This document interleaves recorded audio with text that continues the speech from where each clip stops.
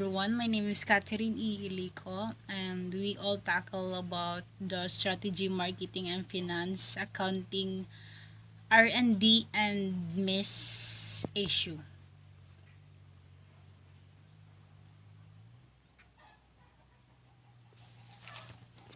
Strategy have no chance for being implemented successfully when do not market good and service well. When the firms cannot be raised needed the working capital, when the firm's product technologically inferior product, or when the firm have the weak information and system.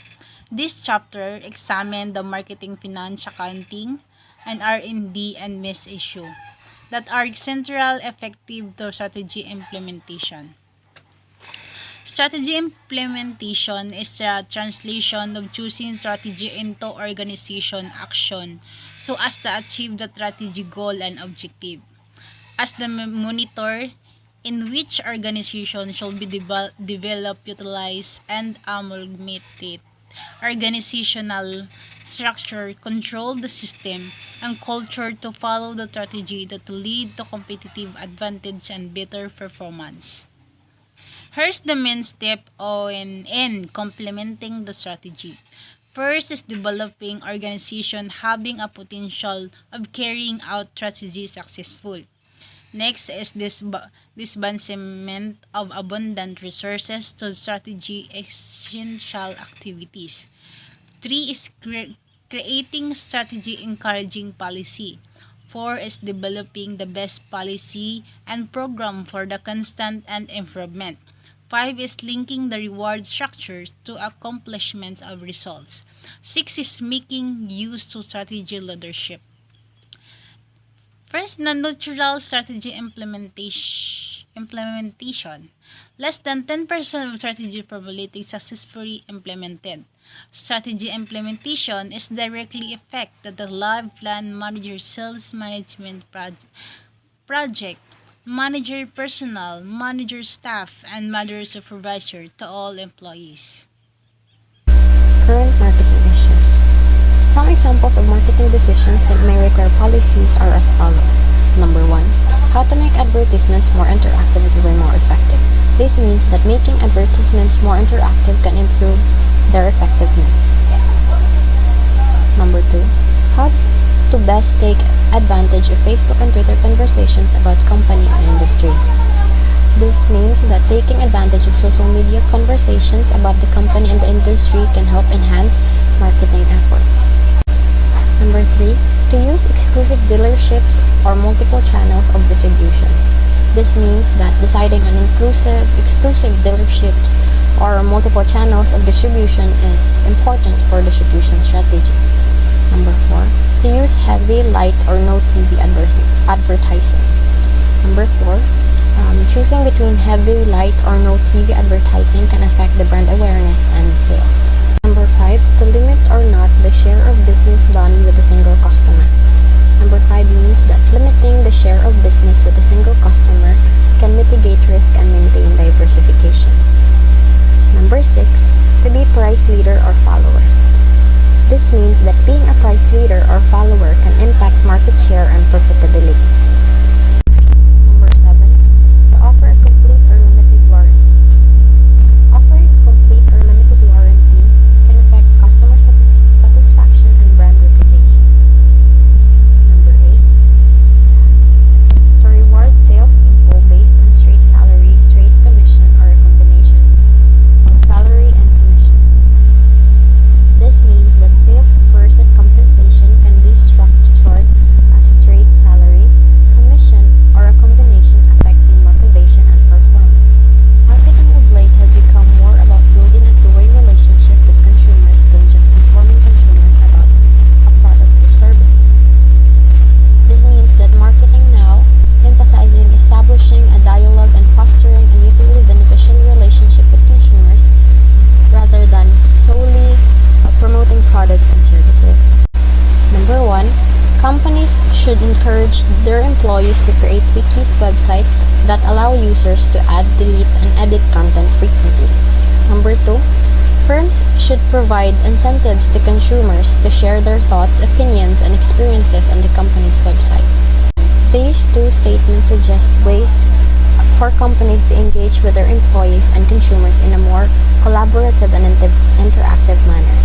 Encouraging employees to create wikis can promote knowledge sharing and improve communication within the organization. Providing incentives for consumer feedback on the company website can increase engagement and foster a sense of community, while also providing valuable insights into consumer preferences and needs. Both of these strategies reflect a trend in modern marketing towards creating more open and transparent relationship with stakeholders. New principles of marketing. Today, a business or organization's website must provide clear and simple instructions for customers to set up a blog and or contribute to a wiki.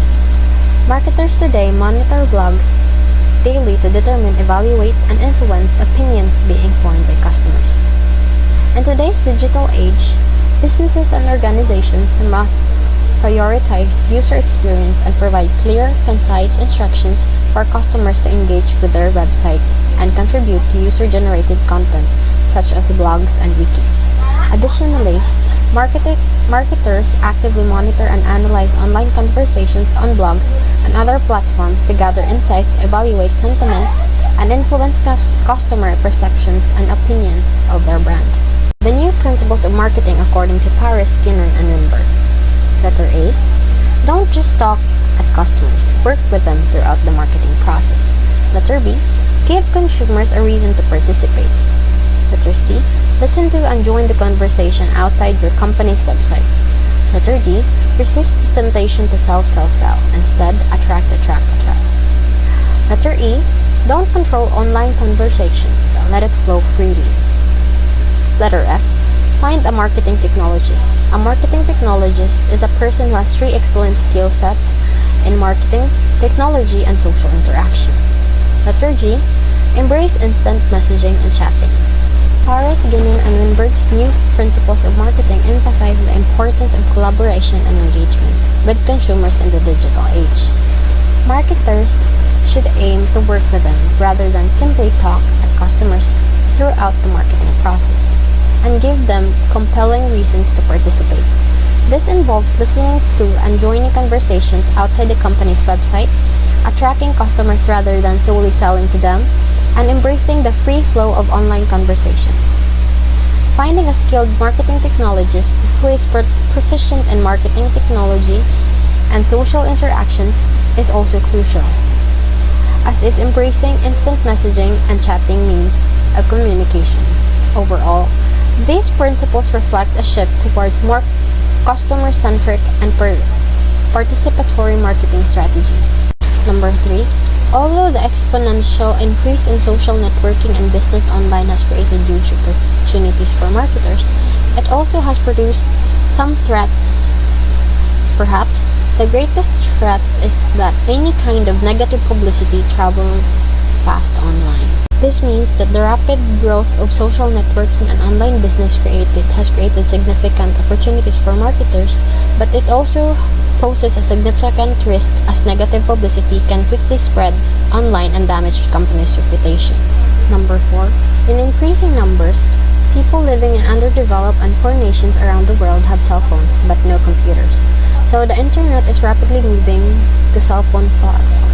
As a result of increasing cell phone usage among individuals in underdeveloped and impoverished nations, the internet is increasingly being accessed via mobile platforms rather than computers. Letter D. Advertising media. Number 1. Recent research by New Forrester Research reveals that people ages 18 to 27 spend more time weekly on the internet than watching television, listening to radio, or watching DVDs or VHS tapes. According to analysts at Corporate Eye, advertising investments decreased or stayed fairly even though 2013 with one exemption.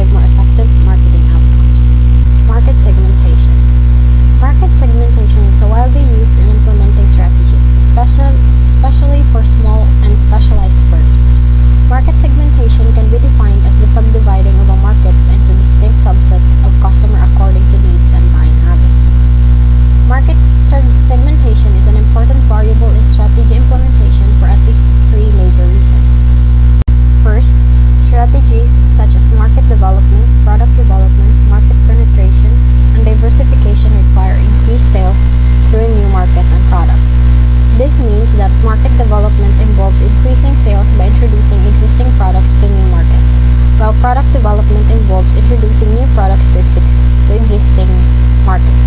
Market penetration involves increasing sales of existing products in existing markets, and diversification involves increasing sales by introducing new products to new markets. All of these strategies aim to increase sales by expanding the company's reach and offerings. Second, market segmentations allows a firm to operate with limited resources because mass production, mass distribution, and mass advertising are not required. This means that market segmentation is a process of dividing a large market into smaller groups of customers with similar needs and characteristics. By targeting specific segments, a company can tailor its marketing mix to meet the unique needs and preferences of each group, thus achieving greater efficiency in its marketing efforts and a better return on investment. This approach allows the firm to focus its limited resources on the most profitable segments and maximize its sales and profits. Finally, market segmentation decisions directly affect marketing mix variables such as product, place, promotion, and price. This means that market segmentation decisions are crucial in determining the specific target market and customer needs. The marketing mix variables must be adapted to meet the requirements of the identified market segments, such as offering tailored products, choosing the right distribution channels, using appropriate promotion methods, and setting prices that align with customer expectations and budget. B. Marketing basis. Number 1. Geographic and demographic basis for segmenting markets are the most commonly employed. Number 2. Evaluating potential market segments requires strategies to determine the characteristics and needs of consumers, to analyze consumer similarities and differences, and to develop consumer good profiles. Number 3. Segmentation is the key to matching supply and demand, which is one of the thorniest problems in customer service.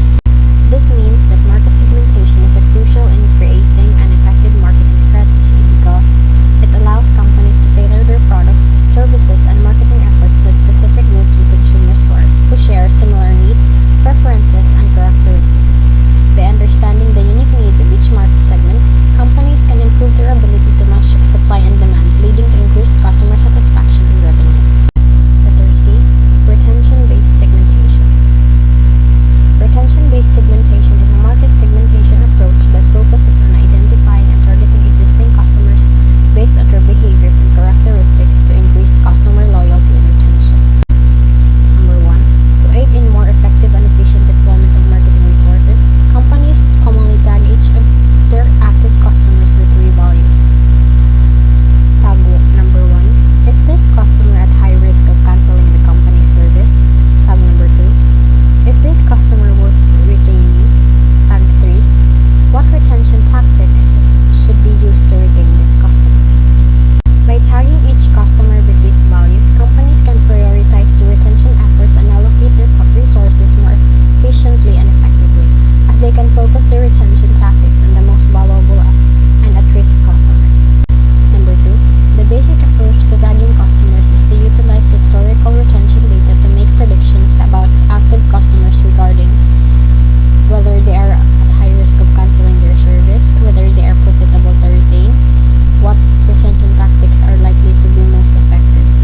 By utilizing historical retention data, companies can predict which active customers are at high risk of canceling their service, which customers are worth retaining, and which retention tactics are likely to be most effective.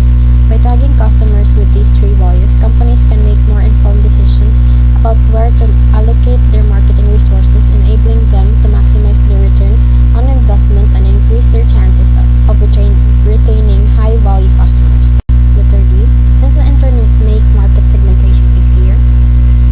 Yes, the segments of people whom marketers want to reach online are much more precisely defined than the segments of people reached through traditional forms of media such as television, radio, and magazines. My name is Abigail Siosol and my report is Product Positioning. Number 1. After segmenting market, so the firm can target particular customer groups, the next step is to find out what customer wants and expect. Ang segmenting market dito is kanang i-identify nimo ang certain product or ang product lines para i-present nimo sa ila in a way that appeals to their interest. Number 2, identifying target customers on whom to focus marketing efforts sets the stage for deciding how to meet the needs and wants of particular customer groups. Ang target customer is an individual the most likely to buy your product, di ba? For example, ang imuhang target market kay mga female athletes between the age of 13 to 25. A target customer could be female athletes in the specific age range of 13 to 25. Number 3, positioning entails developing schematic representation that reflects how your products or services compare to competitors on dimension most important to success in the industry. Refers to the development of strategy that helps to influence how a particular market segment perceive a brand, good, or service in comparison to the competition. Positioning is all about defining a space in the mind of the customer, something that your customer thinks of and associated with your product. Number 4, step in product positioning. A, select key criteria that effectively differentiate product or services in the industry. B, diagram a two-dimensional product positioning map with specified criteria on each axis. C, plot major competitors' products in the resultant 4-quadrant matrix. D, identify areas in the positioning map where the company's product or services could be most competitive in the given target market. Last, E, develop a marketing plan to position the company product appropriately. Number 5, because just 2 criteria can be examined on a single product positioning map, multiple maps are often developed to assess various approaches to strategy implementation. Number 6, some rules of thumb for using product positioning as a strategy implementation tool are following. A, look for the whole or vacant niche. B, don't squat between segments. C, don't position yourself in the middle of the map. Number 7, an effective product positioning strategy meets 2 criteria. First, it uniquely distinguishes a company from a competition. Second, it leads customers to expect slightly less service than a company can deliver. Firms should not create expectations that exceed the service the firm or will deliver. Finance accounting issues. Some examples of decisions that may require finance accounting policies are these. First, to raise capital with short-term debt, long-term debt, preferred stock, or common stock. Number 2, to lease or buy fixed assets. Third, to determine an appropriate dividend payout ratio. 4, to use LIFO and FIFO or a market value accounting. Acquiring needed capital. Determining an appropriate mix of debt and equity in a firm capital structure can be vital to successful strategy implementation. And earnings per share, earnings before interest and taxes. Analysis is the most widely used technique for determining whether debt, stock, or a combination of debt and stock is the best alternative for raising capital to implement its strategies. Projected financial statement. Projected financial statement analysis is a central strategy implementation technique because it allows an organization to examine the expected result of various actions and approaches. This type of analysis can be used to forecast the impact and various implementation decisions. There are 6 steps in performing projected financial analysis. 1. Prepare the projected income statement before the balance sheet. Number 2. Use the percentage of sales method to project cost of goods sold and the expense items in the income statement.